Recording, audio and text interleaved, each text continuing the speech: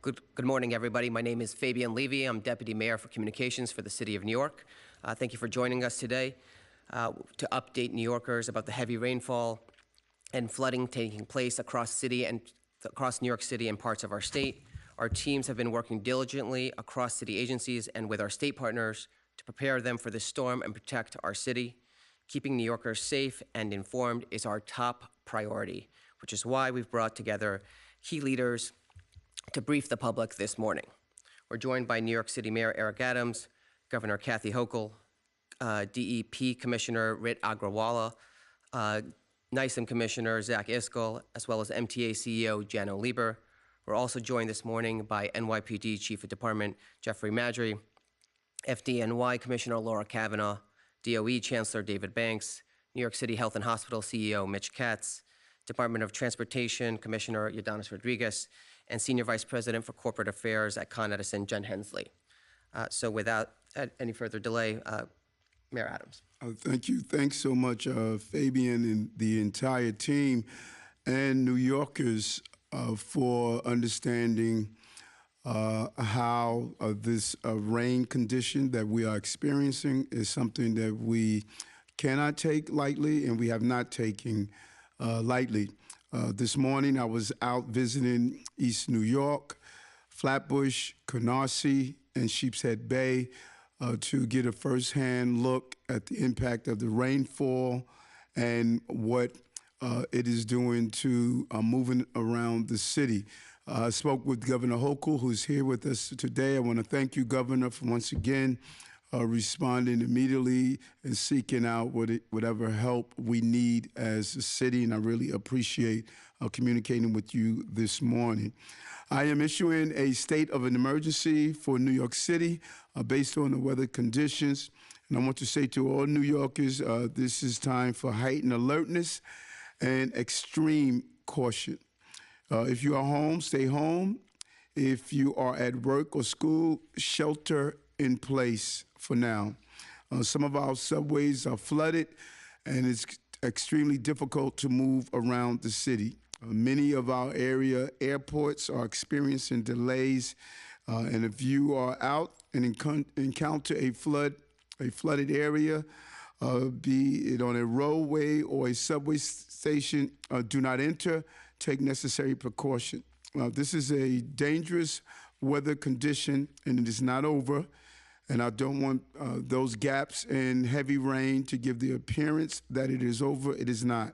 We could possibly see 8 inches of rain before the day is over. Our city has already taken action to protect all New Yorkers, including rescuing those in need of help. There was an issue on the Belt Parkway by the Ocean Parkway exit. Those are the types of roadway conditions we're asking New Yorkers to avoid. Every single one of our agencies has an emergency plan, and we are executing those plans. We're ready, and you should be to be prepared for this moment. Commissioner Iskell from New York City Emergency Management will provide more detailed updates to us on the situation throughout the city. This is a time for caution, but it's also a time for community. Check on neighbors, do whatever is possible to unclog drain areas to allow the water to flow freely. You would be surprised how if we remove leaves and other trash from those areas, it will really assist in getting water off our streets. Check on your friends, your relatives, and especially those who are most vulnerable, such as the elderly and individuals with health conditions. If the conditions are safe, take time, as I indicated, to clean out the debris from your drains, particularly in between the heavy rainfall. And for the most accurate and timely updates, sign up for Notify NYC. This is a moment to remind everyone of how important Notify NYC is. Those alerts go a long way to keep you ahead of what is happening. You could dial 311 or visit nyc.gov/notify to subscribe. That's nyc.gov/notify to subscribe. And you can also call 311. Being informed is the first step toward ensuring the well-being of you and your family and your fellow New Yorkers. And again, I want to thank the entire team for their quick response and understanding that this is an extreme emergency extreme emergency condition that we must be prepared for. I want to turn it over to Governor Hochul.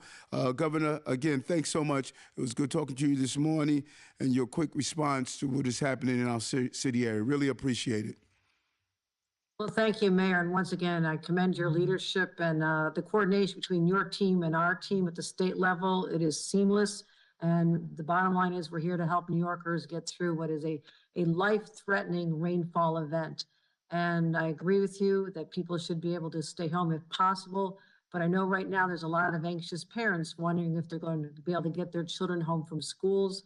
And I'm working very close with Jan Lieber, who'll give updates from the MTA. But our priority, once the immediate immediate aftermath of this first wave of the storm, and again, it could come back again. It could reemerge later again this afternoon. But we want to make sure we can get the subways, the trains, our communication system, our transportation system up working, because there's children who use the subways to get home from school. People need to be able to know if they can get home from work. And so that is priority number one, to make sure that our subways and our rail systems are safe. There have been significant disruptions, without a doubt, particularly heading north. I just spoke to the county executive, George Latimer of Westchester County. The epicenter has shifted from the city regions, very much so, from Brooklyn and Queens and Manhattan, where I spoke to the borough presidents to offer our assistance in the Bronx, but is now heading north into the Hudson Valley. So we're also coordinating with those localities as well as Nassau County. I will say this: if people decide to venture out in a vehicle, they do so at their own peril, because even 6 inches of rain, 1 foot of rain, it may look pretty innocuous, it's safe, but that is a condition where your vehicle can be swept away, and we lose more lives of people during flooding events, of which we've had many, especially this summer in the city, in the Hudson Valley in particular.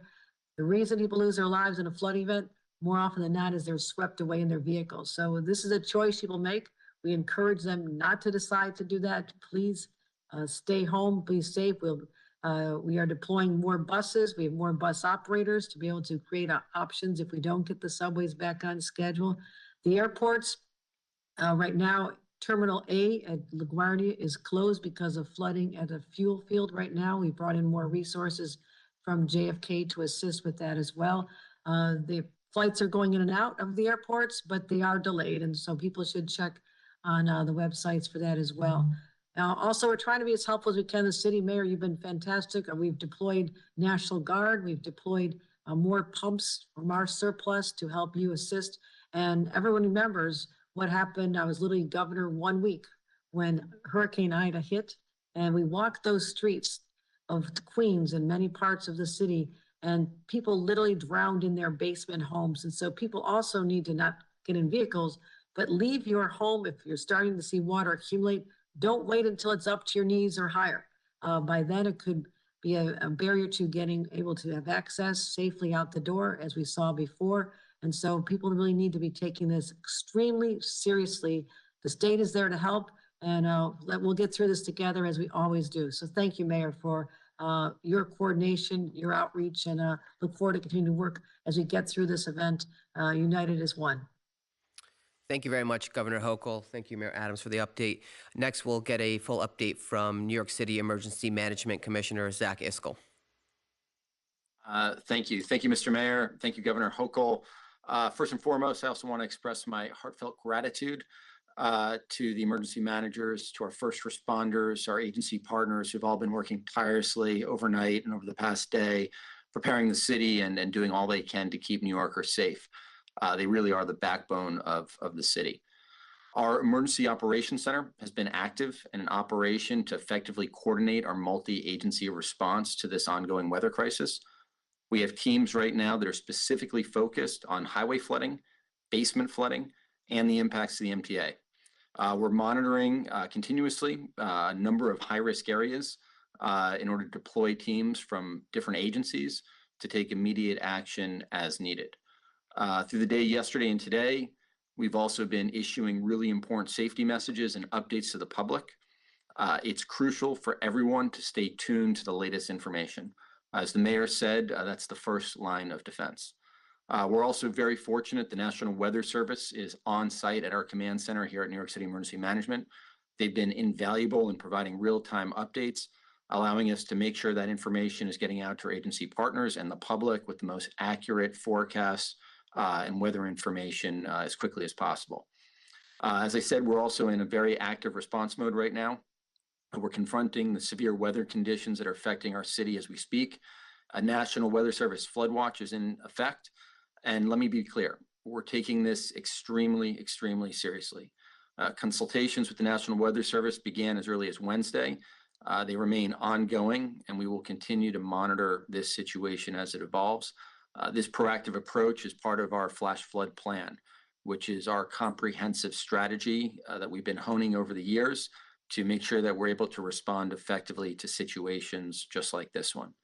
I think it's worth mentioning that according to data from Central Park, today is the wettest day we've had since Ida swept through the city a few years ago. The governor was just talking about that event a week into her tenure. That's not a statistic to take lightly. It highlights just how crucial it is for all of us to pay close attention to the weather advisories and to always take the necessary precautions. Particularly in Brooklyn today and in parts of Queens, we've seen significant flooding. We expect another 2 to 4 inches of rain likely throughout this afternoon. If you live in these boroughs or in a basement apartment or flood-prone area, please make sure you have plans and are prepared to move to higher ground. Your safety is our foremost concern. We have multiple contingency plans in place, but ultimately, you are your first line of defense for yourself and your loved ones, and that means acting on the information that we're able to provide through things like Notify NYC that the mayor mentioned. Also, I urge everyone to exercise extreme caution, avoid flooded roadways. If you are driving, and I do not encourage you to be driving, as the governor said, even 6 inches of water can be very, very dangerous. Please take extreme caution, particularly during high tides today throughout the city. We're also in constant communication with our law enforcement partners, other agencies, and community organizations. We're all working in lockstep to ensure your safety. To that end, I do encourage everyone to sign up for Notify NYC. As the mayor said, you can sign up by going to nyc.gov/notify. You can sign up by calling 311 or by downloading the app in both the Google and the Apple app stores. It's available in 14 languages, including American Sign Language. And then as we start to shift into the recovery phase of this operation, after the rain ends this evening and early tomorrow, if you have damage, you can now report damage to your home or your business as part of the city's damage reporting portal. This is really easy to do. You can do report damage by calling 311 or by visiting reportdamage.nyc.gov. So New Yorkers, we have a great history of coming together when it counts. We're going to do it again today. Make sure to check in on your neighbors, your loved ones, especially the most vulnerable. Please pay close attention to those alerts and advisories. They are designed to keep you safe. Thank you so much and stay safe. Thank you very much, Commissioner Iskall. Next, we'll hear from New York City Department of Environmental Protection, Commissioner Rit Agrawal. Commissioner. Good morning. Just to build on Commissioner Iskall's points about the intensity of the rainfall, one of the things I think New Yorkers should bear in mind is that when we see flooding, we see it primarily due to the intensity of the rainfall in a certain period of time rather than the full duration. And as I think many New Yorkers observed, this rainfall started last night. DEP started preparing for it yesterday around midday. Starting around 2 p.m., we were encouraging people to deploy the flood barriers that DEP has been distributing to the most vulnerable New Yorkers. And we prepared by having lots of crews on hand for today, which we knew would be busy. The storm picked up significantly soon after 7 a.m. And I think New Yorkers should be aware that between 8 and 9 a.m., the Brooklyn Navy Yard received 2.58 inches of rain in 1 hour.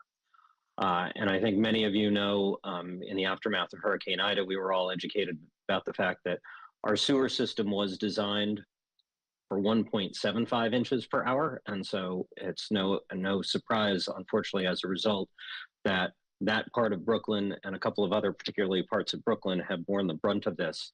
The good news is we have a partially completed flood net system where we are able to monitor flooding on the roads in a couple of places that is en route to be completed over the next 2 to 3 years.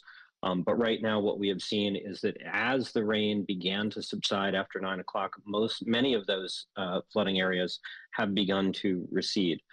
Overall, as we know, this changing weather pattern is the result of climate change. And the sad reality is our climate is changing faster than our infrastructure can respond. We have been working at the mayor's direction for well over a year on a significant medium-term approach to increasing green infrastructure and expanding the sewer system. But changing infrastructure takes time. It's one of the reasons for more than a year we've been doing things like distributing flood barriers and helping people understand how they can protect their own homes and properties, and working with emergency management under Commissioner Iskel's leadership to recognize that the weather can kill you and that we have to respond appropriately. I appreciate very much our collaboration, not only with my city colleagues, but also, of course, with the governor and her team. And we are in close touch with our state colleagues. Thank you. Thank you, Commissioner. Next, we'll hear from MTA CEO Jano Lieber before we open it up to Q&A. CEO? Thank you. Listen, this is a tough travel day. There are significant portions of the subway system that are shut down. We are starting the process of reactivating certain lines, but when water covers the electrified third rail, we have to do inspections so that that will be unfolding slowly. We do have a full bus system operation today. There are about 3,500 buses out there, and that's especially important, as the governor says, to get kids home from school. So if you must travel, and heed the warnings of the governor and the mayor and others, that it's not a day to travel if you don't have to, but if you do, buses are available. We have full Long Island Railroad service, but Metro North at this time has really been shut down. All 3 trunk lines of Metro North, New Haven, Harlem, and Hudson lines are shut down at this time because of water in the South Bronx. And we are developing a service plan, hoping that we can reactivate those operations. We're developing a limited service plan for this afternoon with the hope and expectation we'll be able to get everybody home. The good news is that New Yorkers heeded Governor Hochul's warnings and the MTA's warnings and the city's warnings from yesterday. And it is a Friday, it's a lighter than normal commute. It's always a light day on Friday, and New Yorkers listened. One of the reasons that they listened is that we have really a strong text alert system, and I urge everybody who doesn't have it to sign up for mta.info/notify. In the meantime, if you have to travel, if you are still out there, please consult the MTA apps. My MTA, the Train Time app, and the MTA website, mta.info. We have full up-to-date information. As I said, about half of the subway system is either fully suspended or partially suspended, but we are starting the process of trying to get some of those lines back.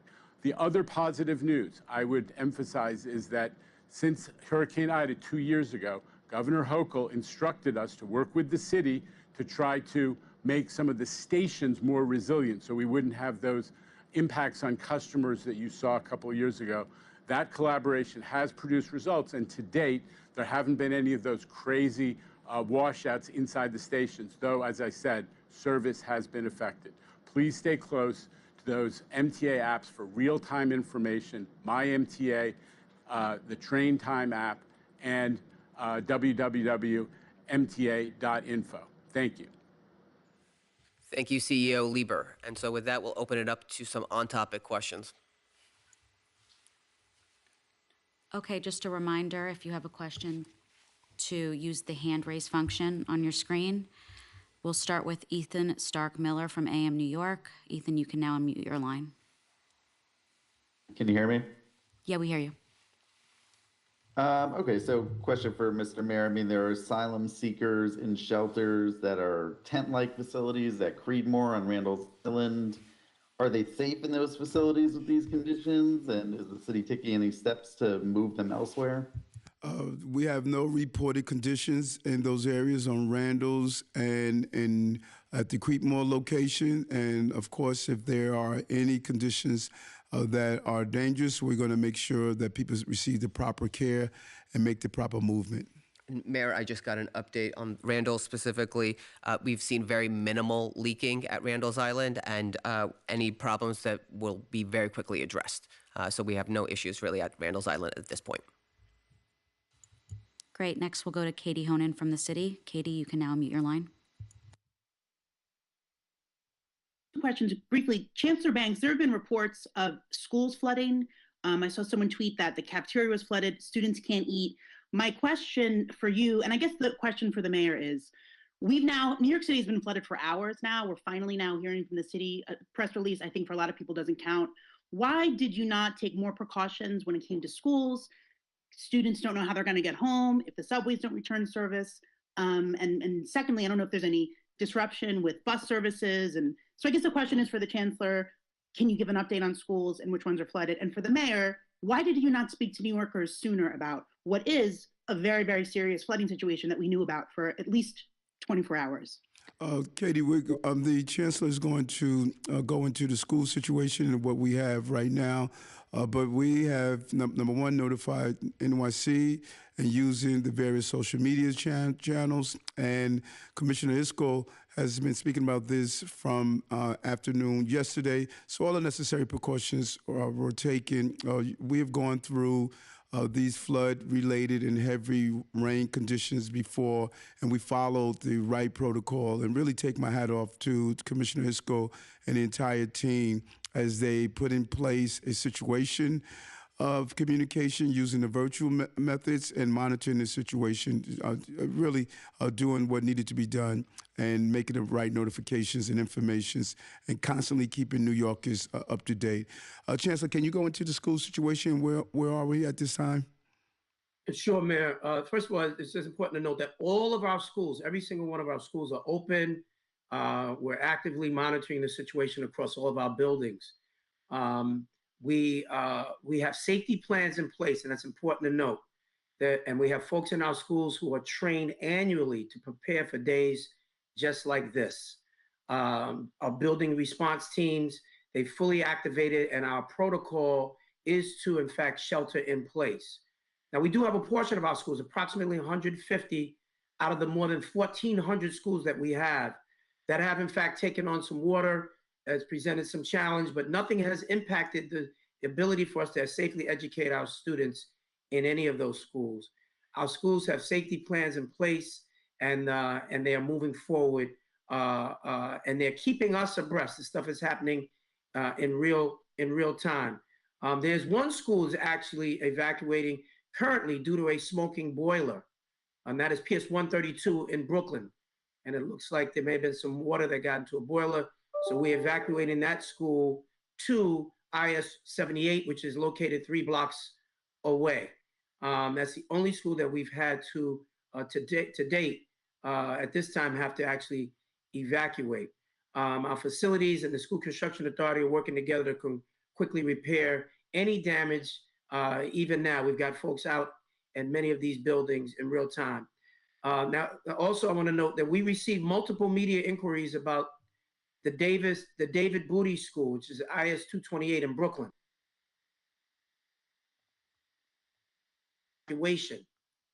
And the message that the principal of that school sent was premature in telling parents to come up to get their kids, which was precisely the wrong thing to do. The conditions are worse outside of the schools. And so we'll be addressing that. But as the rain lightens up, we're continuing to monitor the situation. And what's also important is that our buses are pre-positioned for dismissal. We've been in touch with all of our vendors, and their pre-position means that they are staging early in order to have enough time to get our kids home. These are high axle vehicles, and they'll be able to navigate any water in the roadways. So in closing, I would simply say our schools are open. We feel good. We're fully prepared. We're ready to go. We have taken on some water, but nothing that has created an infrastructure problem where our kids are not safe. Our kids are safe, and we're continuing to monitor the situation. Thank you, Chancellor. And just to add a little to what the mayor said earlier, our first our first Notify NYC alert went out yesterday afternoon around 2:50 p.m. One of the first efforts we took was issuing a travel advisory. We've been in touch with local elected officials across the city. We've also been working with nonprofits. And like the mayor said, Commissioner Iskell was out there doing interviews yesterday. Commissioner Iskell is one of our top spokespeople for this administration, and so he speaks on behalf of the mayor every single day. And Commissioner Iskell, could you share a few words about our decision-making process for notifying people and how we make sure that New Yorkers take these notifications seriously by issuing them thoughtfully? Yeah. So first off, Notify NYC, as I said, it's available in 14 languages, including American Sign Language. We do a lot of programs, especially since Ida, to really encourage New Yorkers to sign up. We've done a number of day of actions. We did one about a month ago in Jackson Heights and across the city, encouraging people not only to sign up for Notify NYC, but to make sure they have the information they need for these types of flooding events, including the distribution of flood alarms that people can then install in their homes. In terms of Notify NYC itself for these types of events, we take information, we work very, very closely with the National Weather Service. We take their alerts, their warnings, their analysis, and we make sure that we then translate that literally to 14 different languages in American Sign Language, but also so that the public can understand what that threat might be. In addition to making sure we're providing information, not just what the hazard is, but the actions people can take to keep themselves, their loved ones safe. Thank you, Commissioner Iskell. For the next question, we'll go to Juliet Pappas. Juliet, you can now unmute your line.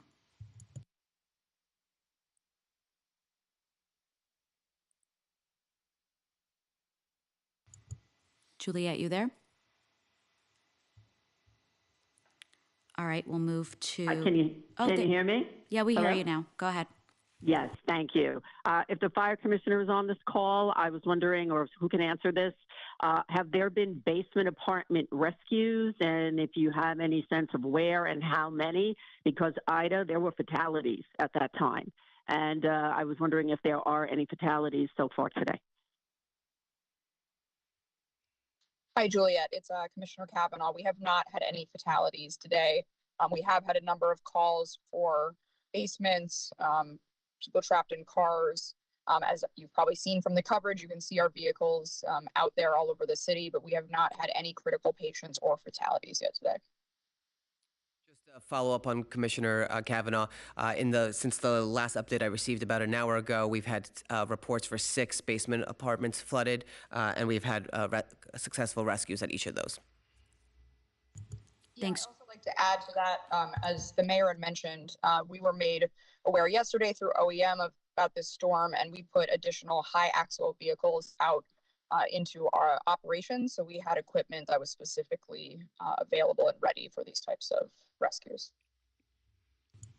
Next, we'll go to Kelly Mena from New York One. Kelly, you can now unmute your line.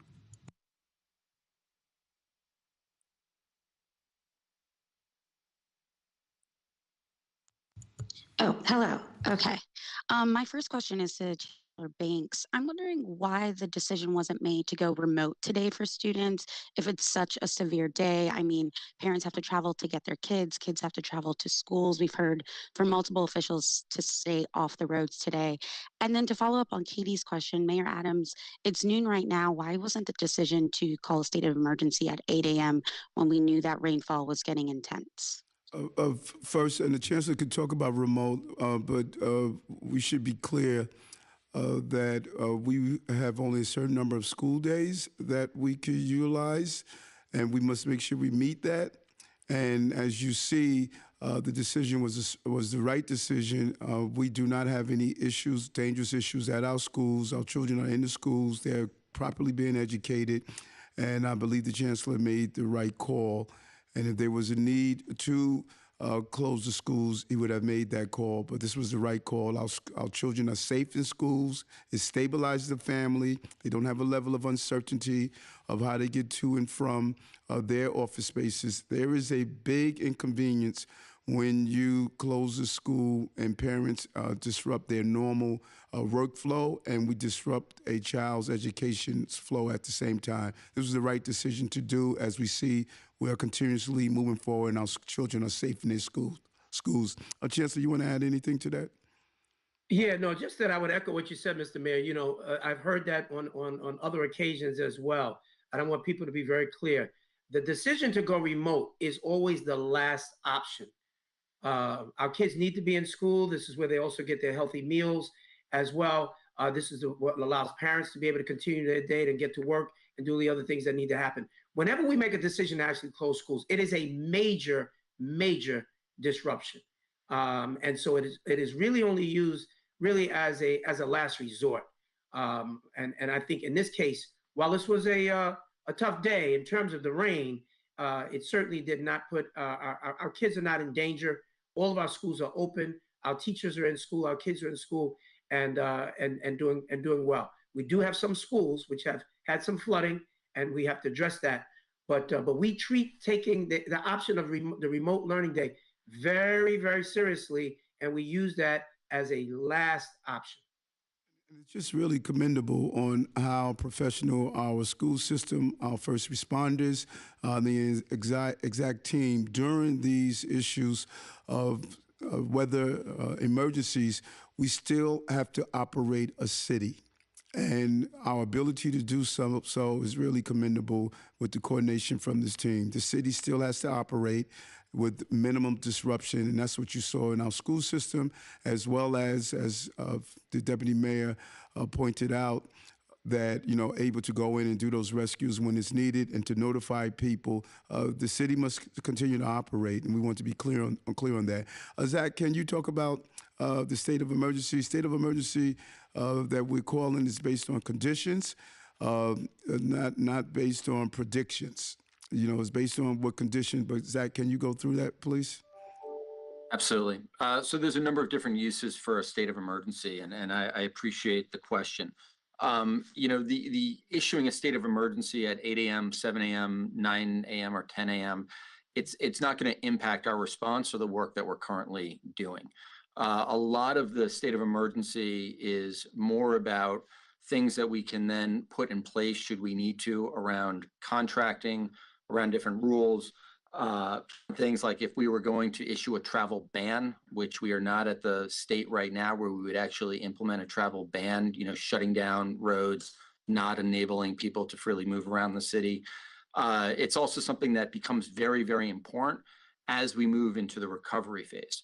Right. One of the things that's needed is as we start to assess the damage that has occurred to either people's homes, private personal property, businesses, the state of emergency is something we can then use as we are going to the state and FEMA for additional support to aid in individual assistance, business loans or grants that can help people recover after the floodwaters have receded.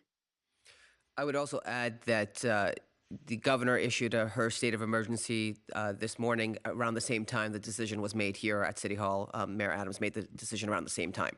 So just because we're having the briefing now around 11:30 or 12, whatever it is right now, doesn't mean it wasn't the decision wasn't made earlier today.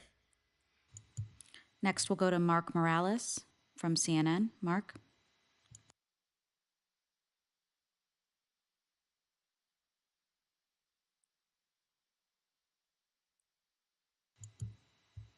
Mark, you should be able to speak now. All right, we'll go to the next one. Next, we'll go to Craig McCarthy from the New York Post. Craig, you can unmute your line. Mr. Mayor, I just want to ask, so you say you don't need to, your administration is saying you don't need to issue a state of emergency at 8 a.m. or 7 a.m. This is about recovery. But then, the National Weather Service issued an alert at 8:24 this morning calling the flash flooding warning life-threatening. So why did it take hours then for you to tell the New Yorkers to stay home? Zach, can you respond to that, please? Yeah. I just want to issue a point of clarification. what I went through is a whole list of reasons that you would use a state of emergency. Preemptively, you would do it if the situation might call for that. In this case, there was no need for additional resources that a state of emergency might provide, or things like, issuing a travel ban. There was no need for a state of emergency earlier to be able to do those types of things. I have been in very close contact with my counterparts at both FEMA and the state around whether or not there are additional resources we might need to request, for things like life safety events. But we have the resources here in the city through our incredible partners at FDNY, EMS, NYPD to be able to respond to those types of situations. So I hope that answers your question. Next, we'll go to Emma Fitzsimmons from the New York Times. Emma, you can unmute your line. Hi, can you hear me? Yep, we can hear you, Emma. Hi, good afternoon. So, Mayor, I'm curious, why it took so long for you to speak to the public.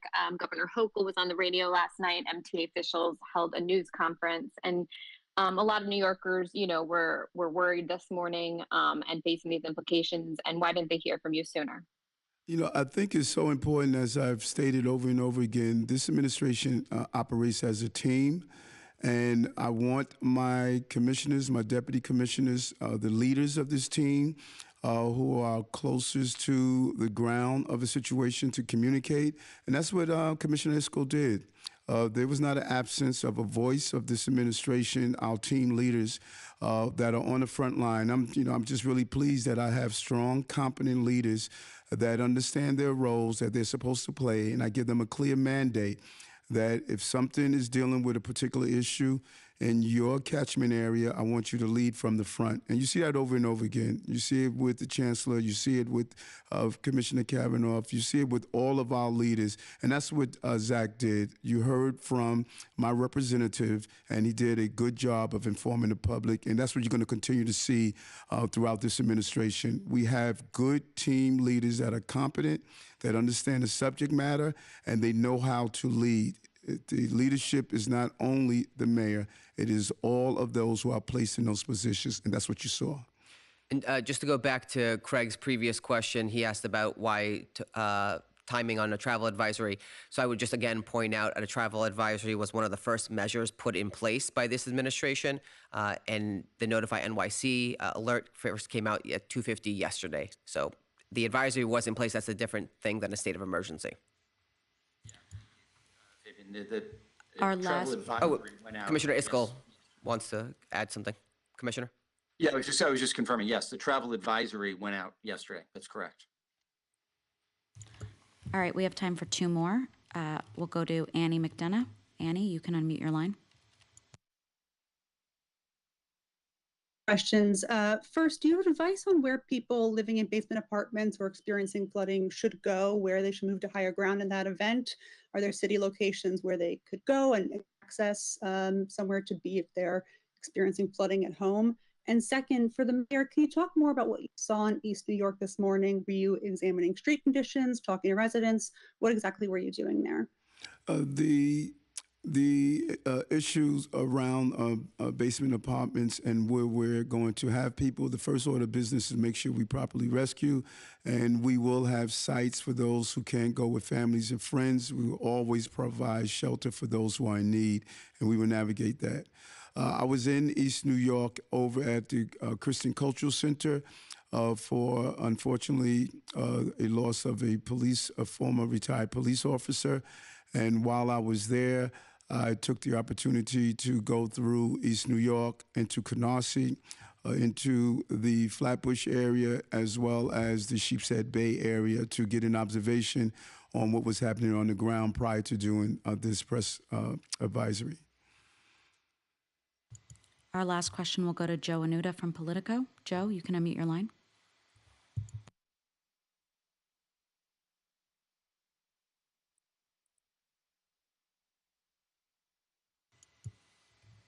Joe, going once? Oh. Hey, Mr. Mayor.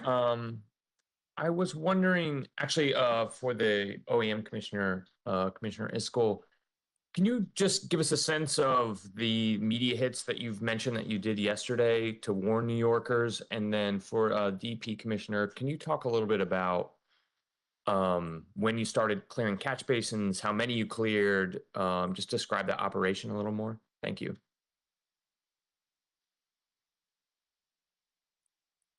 Yep, absolutely. I did a 10-10 winds hit and then did a Fox weather hit.